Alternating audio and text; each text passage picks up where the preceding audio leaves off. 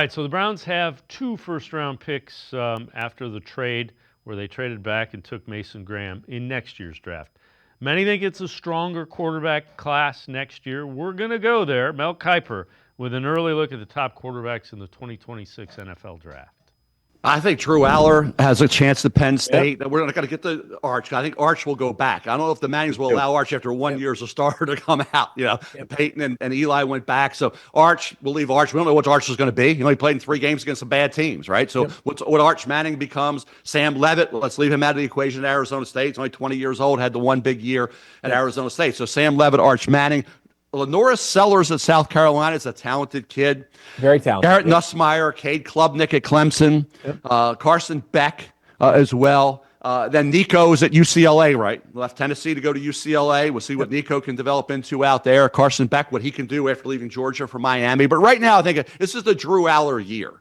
Drew Aller contemplated maybe leaving. Katron Allen and Nicholas Singleton came back to 2 running backs, just like happened with Travion Henderson. They added Quinshon Judkins at Ohio State, and then Will Howard came in, and all this was going on at Ohio State. I think when you look at having guys like that back, should help him and should allow Drew Aller with another year to really step it up to maybe become a number 1 pick overall or somewhere in that mix to be the first quarterback. We'll see what happens with Arch.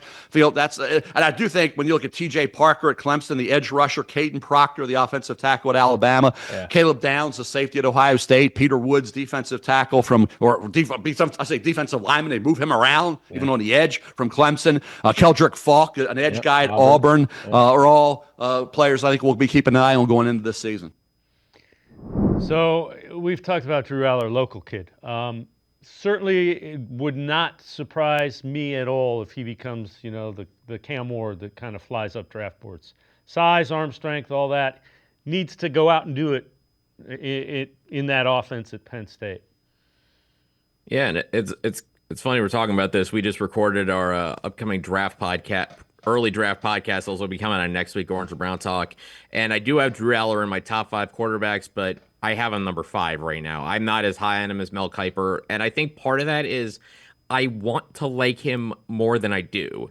When I say that, I say that because when you look at Drew Aller, I mean, again, 6'5", 238 pounds. He looks the part. Like, you want to draw up a quarterback in a lab. You want to put that on a computer and 3D print it.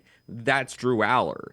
The reality of Drew Aller is weird to me because, again, he has all these physical tools, but he needs a lot of refinement. I think his mechanics get a little too inconsistent, and decision-making, I think, needs to be better, especially in big games.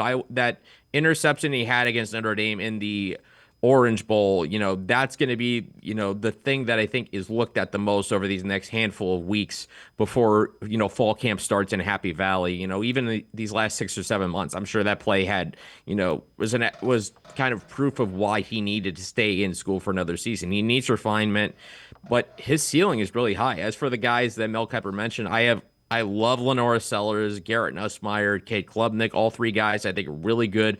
The guy he didn't mention, and I want to throw out there, Fernando Mendoza from Indiana, a transfer from Cal, who is a guy who's 6'5", 225 pounds. Cal flies under the radar a lot, and this was a guy that I think after the 2025 draft, people on Twitter were starting to talk about, and this is a guy who has all those physical tools. He's big, he's mobile, his arm, the ball pops out of his hands. Yeah, he could stand to be more aggressive throwing the ball down the field, needs to protect himself better with 40 sacks, although I'm not sure if that's a Mendoza problem or a Cal offensive line problem. But I think he's going to be the X factor with this entire class. Going to Indiana, which it's still weird to talk about Indiana being a college football playoff contender even after making it last year. But, with the job Kurt Cignetti did and that offense playing the way it did with Curtis Rourke, the quarterback, playing through most of the season on a torn ACL, imagine giving the keys to a guy in Fernando Mendoza who is a potential number 1 pick. But bottom line with this quarterback class, it looks so deep and there are so many good quarterbacks to keep an eye on this fall. It's going to be a fun football season, I think, for draft experts.